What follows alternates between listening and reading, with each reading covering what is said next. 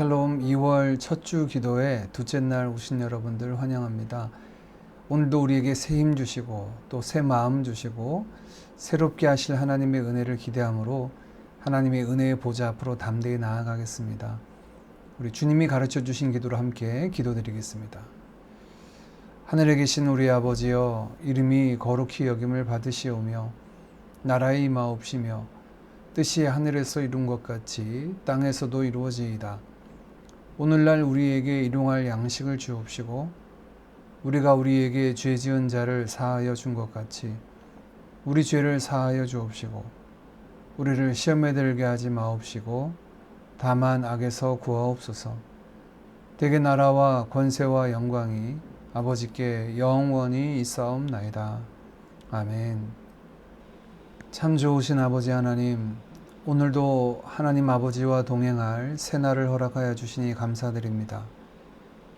예수 그리스도 안에서 허락하신 영생의 삶이 성령의 주관하심을 따라 매 순간 하나님과 즐거이 동행하는 이 한날이 되게 하옵소서. 가정에서의 삶이 주님과 동행하는 여정이 되게 하시고 일터에서의 모든 사역 역시 모든 상황 속에서 함께 하시는 임마누엘 하나님을 경험하게 하여 주옵소서. 삶의 모든 자리에서 베푸실 그 은혜와 복을 기대하고 소망합니다. 저희가 하나님의 은혜와 복을 구합니다.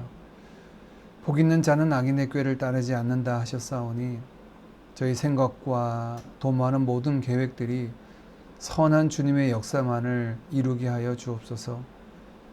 죄인의 길에 서지 않는다 하셨사오니 말과 행실이 죄인들과 함께하는 자리에 있지 않게 하옵소서. 오만한 자의 자리에 앉지 않도록 늘 겸손히 하나님을 왕으로 모시고 살아가게 하여 주옵소서.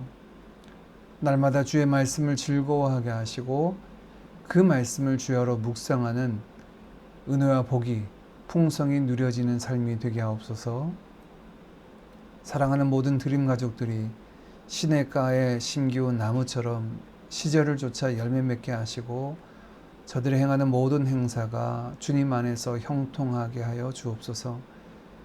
이 아침에도 주의 약속의 말씀 의지하여 주께 나아갑니다. 약속하신 대로 이루시는 하나님의 신실하심을 맛보는 이 기도의 자리가 되게 하여 주옵소서. 예수님의 이름으로 기도하옵나이다. 아멘.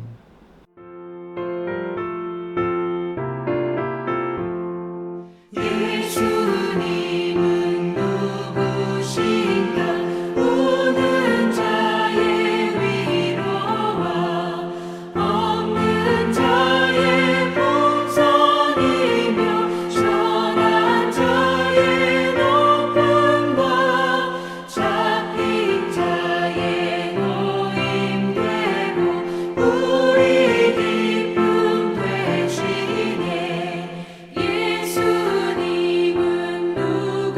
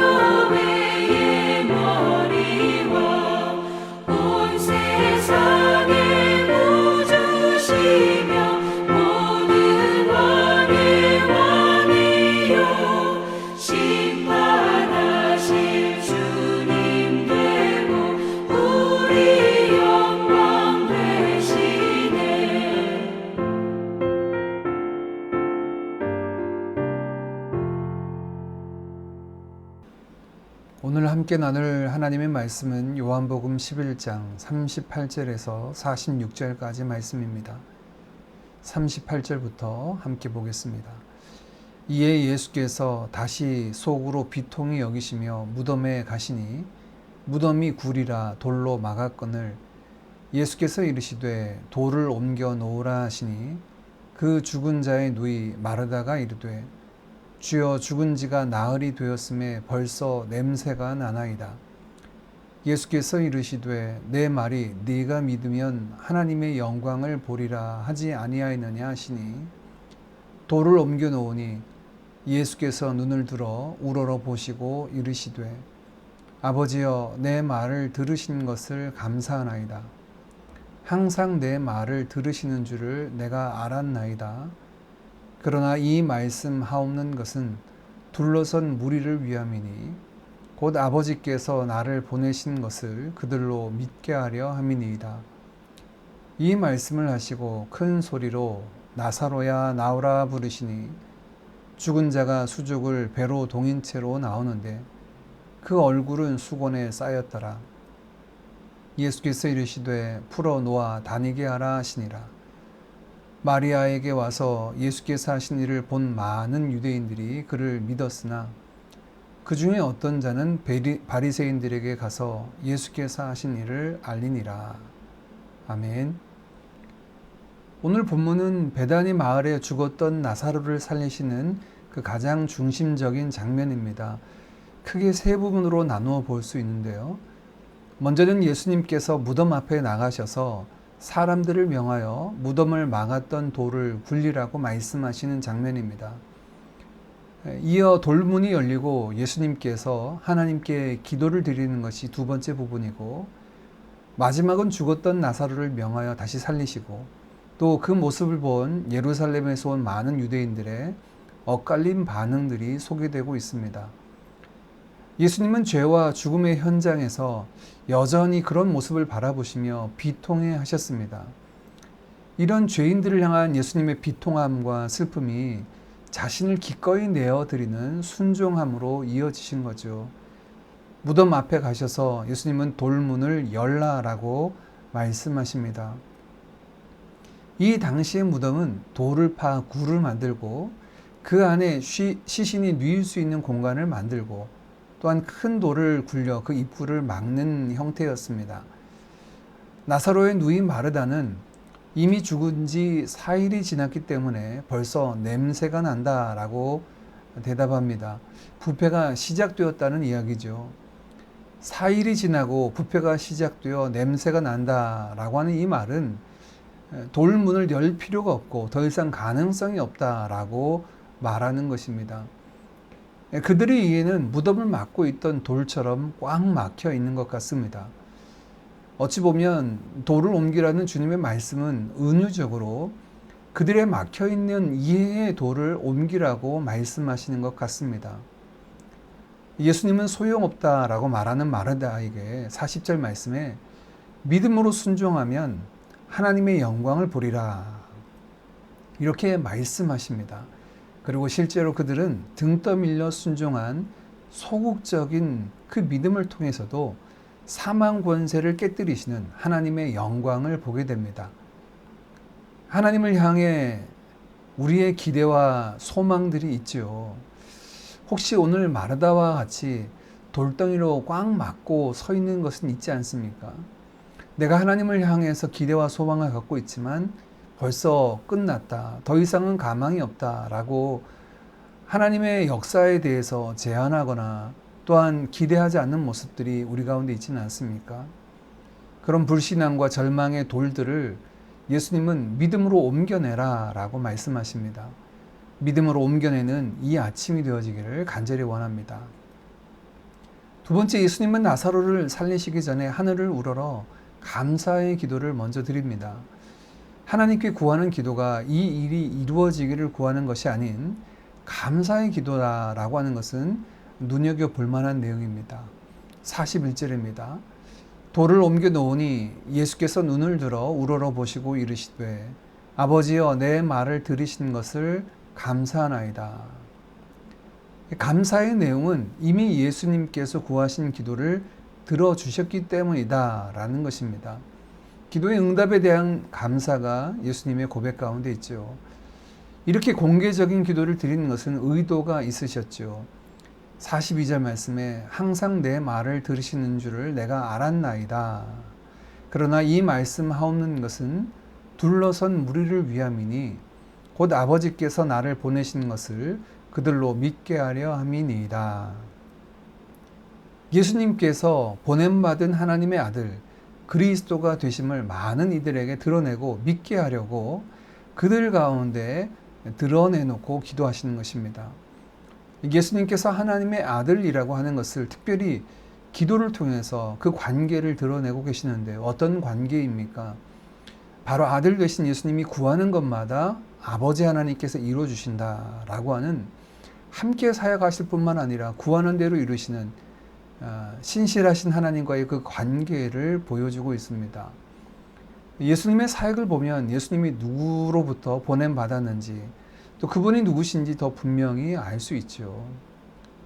이 아침에 우리도 주님처럼 기도의 자리에 와 있습니다. 우리의 기도는 무엇을 위한 자리인가요? 어떤 기도를 드리고 있습니까? 구하고 찾고 두드리라는 말씀의 응답의 열쇠는 구하는 자에게 얻어지고 찾는 자에게 찾아지고 두드리는 자에게 열려지는 이유는 우리의 기도를 들으시는 하나님 아버지 때문입니다. 하늘에 계신 우리 아버지께서 구하는 자녀에게 좋은 것을 주시기 때문에 기도가 능력이 있고 기도가 응답의 역사가 있는 줄 믿습니다. 이 아침에 우리의 기도의 자리는 우리가 하나님의 자녀된 자리요, 또한 하나님께서 약속대로 자녀된 우리 가운데 이루시는 신실하신 아버지 되심을 경험하는 자리일 줄 믿습니다. 하나님을 신뢰함으로 아무것도 염려하지 말고 오직 모든 일에 기도와 간구로 우리가 구할 것을 감사함으로 아뢰는 이 아침 되기를 간절히 원합니다. 기도를 마치신 주님은 나사로에게 크게 말씀하십니다. 43절 말씀부터입니다. 이 말씀을 하시고 큰 소리로 나사로야 나오라 부르시니 죽은 자가 수족을 배로 동인 채로 나오는데 그 얼굴은 수건에 쌓였더라. 예수께서 이르시되 풀어 놓아 다니게 하라 하시니라. 큰 소리로 말씀하신 것은 나사로뿐 아니라 주위에 있는 많은 이들에게 들리기 위함일 것입니다. 죽음을 깨뜨리시고 생명을 살리시는 권능이 그 큰 소리와 함께 선포되자 나사로는 수위에 쌓인 채 밖으로 나왔습니다.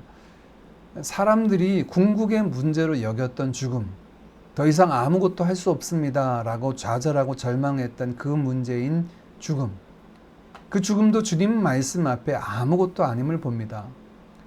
죽음은 결코 하나님의 능력 또 하나님의 영광보다 크지 않습니다. 이런 죽음을 깨뜨리는 하나님의 놀라운 역사를 경험하고도 이어진 본문에 보면 어떤 이들은 예수님을 믿었으나 또 어떤 이들은 이 사실을 바리새인들에게 가서 알리는 자들이 있었습니다. 바리새인들에게 예수님의 행적을 알린 것은 복음을 전하여서 믿도록 하는 것이 아니라 예수님을 칠 빌미를 제공하기 위해서 꼬투리를 전달해 주는 것이죠. 요한복음은 계속해서 예수님을 향해 반응하는 두 부류를 우리에게 보여주고 또 도전하고 있습니다. 어떤 이는 예수님을 믿었지만 어떤 이들은 바리새인들에게 가서 그 사실을 알렸죠. 이런 주님 앞에 우리는 어떤 모습으로 오늘 반응하고 있습니까? 말씀을 정리하고 기도하겠습니다. 우리 안에 있는 믿음과 순종을 가로막고 있는 옮겨져야 할 돌들은 무엇이 있을까요? 하나님을 향한 기대하지 않는 모습, 또 하나님의 역사를 신뢰하지 않는 모습, 믿음으로 순종하지 않는 모습이 막고 서 있는 돌들이 있다라는 거겠죠. 보이는 문제, 즉 돌이 문제가 아니라 그것으로 기대하지 않고 낙심하고 있는 우리의 마음의 돌이 더 큰 문제이고 먼저 치워져야 할 것들인 줄 믿습니다. 나사로를 살리시기 전 주님은 감사기도로 그 모든 것이 하나님과 함께한 사역이며 주님이 누구신지 보여주셨습니다. 우리의 기도도 마찬가지입니다. 이 한 주간 우리가 깨어 기도드리는 모든 기도가 하나님 아버지 앞에서 하나님께 아뢰는 자녀된 자의 기도이고, 이 기도를 통하여 하나님과 우리의 관계가 무엇이며, 또한 하나님께서는 약속하신 대로 우리의 모든 기도를 들으시고 선하게 응답하신다라는 사실을 이 기도의 자리에서 우리가 경험하기를 원합니다. 죽음조차도 힘을 잃고 복종케 되는 만유의 주제 되시는 주님, 그 주님께 요구되는 반응은 오직 믿음입니다. 이 아침에도 믿음의 주요 온전하게 하신 이인 주님 바라보고 주님 걸으신 그 길 위에 서 있는 제자된 우리 모두가 되기를 간절히 원합니다. 오늘 말씀을 붙잡고 함께 같이 기도하고, 개인의 기도 제목은 아니라 오늘은 우리 각 가정을 위한 기도 제목을 가지고 함께 같이 기도하겠습니다. 기도드리겠습니다.